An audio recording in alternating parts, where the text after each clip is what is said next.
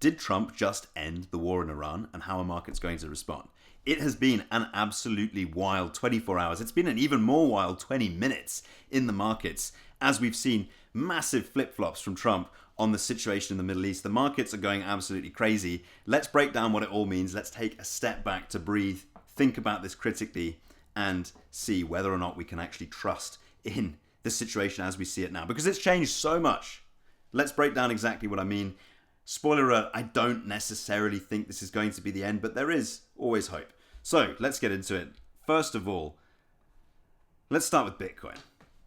Right, look at this, because this is absolutely crazy. Literally, within the last 24 hours, so much has changed. We've seen prices pull back into this target region that I've been speaking about over the last couple of videos now, and that is the region between $68,969, we'll call it $69,000, and $67,000. Now, the reason that is important is because it is the area of high volume, right? That is the thick part of the volume profile here, as drawn on the fixed range starting from the 6th of February, the low that we put in there, to the high that we put in on the 17th of March. Usually, areas of high volume, that is the area, or the area in terms of price where the most volume has been transacted, acts as a magnet for price, because prices tend to accept areas where they've spent the most amount of time, right? Where the most volume has been transacted. Prices can sometimes bounce from these areas too, which you see happening here with these wicks, but ultimately that is an area of gravity, particularly when you consider the overall macro situation, which towards the end of yesterday and the day before was not looking terribly rosy, okay? We had Trump basically giving Iran a ultimatum. First for 48 hours, and then later for 28 hours. And markets didn't like the uncertainty that resulted from that. Iran threatens to strike Gulf power plants after Trump ultimatum. We are determined to respond to any threat at the same level as it creates in terms of deterrence. If you hit electricity, we hit electricity. On Trump Saturday warned that Iranian power plants would be destroyed if Tehran failed to fully open the Strait of Hormuz to all shipping within 48 hours. Trump set a deadline of around 7:44 p.m. on Monday, which would be actually less than 24 hours from right now. Markets did not like that going into the post-session on Friday, but that resulted, of course, as always, in a lot of long side liquidations, right? Over the last 24 hours, $420 million worth of long side liquidations. The markets just kept peeling off on that basis, and it was pretty much as we described. People got too excited about this, started selling off. It was a red herring. Liquidated the positions that got long on the way up and brought us right down into that target area. So I stayed in my short position. But, here comes the but. Just within the last 10 minutes or so, look what's happened in the market here. Okay, we're going to focus on Bitcoin first of all. Look at the 5-minute chart. One 5-minute candle taking us up something like, here you go, 3.67% in Bitcoin. And this was literally a few minutes ago. Okay, look over at the S&P. Same thing, right? Last night, this morning even, we were breaking through support. Literally hanging off a cliff. Look at that, 6,432. Now, obviously, the US stock market hasn't actually opened yet at the time of recording, so we're looking at futures data here, essentially, but bouncing within the last 10 minutes or so, but within a 1-minute candle, you're up something like 3.5% to the peak of that, over 4%. Look at this on the 5-minute chart. There you go, all within one candle. Absolutely ridiculous. What is happening? Well, we've seen another flip-flop from the Trump administration. Look at this. Updated a minute ago, Trump says US and Iran have held talks on ending the war in the Middle East as he postpones power plant strikes.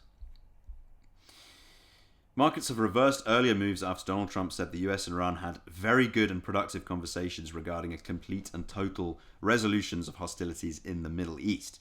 Brent crude fallen 13%, about $96 a barrel. The FTSE 100 index is now up 0.5%.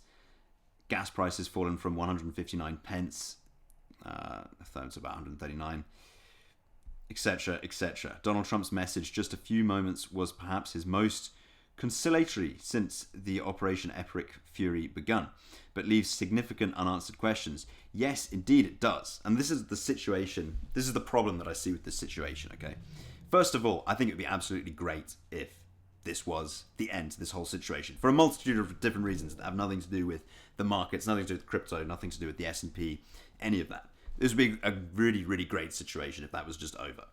But here's what happens when you get a piece of news like this when the markets were previously in turmoil. And when everyone really wants a piece of news like this, okay? You get massive, massive flips in terms of liquidation risk, right? Look at this. You can hardly see it. I'm going to move myself so you can see that more clearly. Look at the swing now in long side liquidation risk versus short side liquidation risk in the market. If you're new to this, look how big this side of the chart is versus this side of the chart.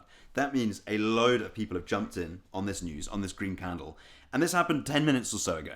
Right? It shows you just how fast this happens. I was watching this in real time. It happened within minutes. Literally within minutes. A load of people have jumped in leverage long on that news. And to me, unfortunately, because this does leave unanswered questions, as the BBC reports here, this makes this whole setup incredibly fragile. I would not be buying into that news without that being further substantiated. Unless you had the opportunity to buy that literally as it came out, like literally as it came out. But I mean, how on earth are you going to do that? Like, look how fast this happened. This is 1 minute candles here, by the way. My point being, news moves quickly. That's the whole theory under which efficient markets is predicated. You can't hear about the news before someone else does. Unlikely in 2026. Anyway, my point being, a lot of people buy into this anyway, which extends the move, overextends the move from what it actually means in terms of value. You see a flip in the liquidation risk in the market, right? You can see it here.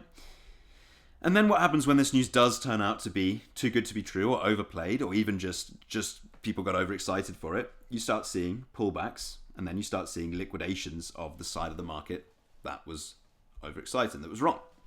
And that's basically what we saw the reverse of, or in fact, look at it this way. I think it illustrates my point better. It's basically the opposite of what we saw. Sorry, it's basically a repeat of what we saw just a couple of weeks ago. Oh, look, Bitcoin's breaking out, and it's looking like the situation's not so bad. Let's all get long. Oh, okay. And then we start realizing that was potentially too good to be true, potentially too early, potentially everyone's playing into their feelings or whatever versus actual pragmatic analysis. And then all the positions that got long while we were coming up here, and those as we got broken, as we broke out, suddenly become liquidated, and this move gets extended and rather aggressively starts selling off to the downside as all those positions get liquidated, right? It's happened even in the last 24 hours. You've seen the same thing. $418 million worth of long positions liquidated. And when a long position gets liquidated, the exchange takes that money and they literally sell it onto the market. They take that Bitcoin and they dump it onto the market. Supply is dumped on the markets. Supply and demand dynamics mean prices come down rather quickly indeed. Now, yes, you see the opposite of that, right? $270 million worth of short positions liquidated. This is exactly why we keep position sizing small, okay? I'm short right now, but I'm not liquidated. It's not because I'm a genius. It's just because small position sizing or appropriate position sizing for a very volatile market, right? I've been saying this all week. I want to stay in this, but I don't want to stay in this short position with a lot of size because it's clearly a very volatile market right now. Anything can change at any one time. And I know that people are clutching on to hope, which means people love to pile into the smallest little piece of good news. But usually when people are overinflating the importance of relatively small news releases is when things get dangerous and things get volatile. And you can easily become liquidated. You can easily become another statistic like this, right? Like the $270 million worth of short positions that were just liquidated literally within minutes. That could be you if you don't manage position sizing. You don't manage where you're getting into your positions. If you're just jumping in, like right now, getting long would be an example of just jumping in following the crowd. Not a good idea, in my opinion. But not only are we still in this trade, okay, we haven't been liquidated, we're still in the trade, and we're still up $100 on that. Not a big position. It's not going to change the world. It's not going to change my life, unfortunately. But, or perhaps fortunately, I should say. Point is, we're still in the game. You can only win the game if you're in the game. Don't be liquidated for no reason at all. And don't get distracted from the overall goal, which for me right now is accumulating more spot at lower prices. But yes, I will be staying in this short position unless we see further developments of these talks, unless we see that story develop into something more substantial for all the reasons I've just explained. I think this is going to get overhyped. I think the actual end is not going to be as soon. Unfortunately, right? Very unfortunately, I don't think the actual end of this is going to be as soon as people think. And this setup is just weak, right? We're set up basically for another bull trap here, in my opinion, which is why I remain short in that position. But, as always, I'm looking to acquire more spot Bitcoin at lower prices. So it's not necessarily a bad thing from that side of things. Look, I really do hope this is all over. That would be absolutely great. But all I'm saying is be careful, because we've seen this pattern play out before, and it usually turns out to be pretty ugly when it does. As always, though, just my opinion, shared with you just for entertainment purposes, but thank you so much for watching. As always, there is plenty more to come. Catch you in the next one. Bye.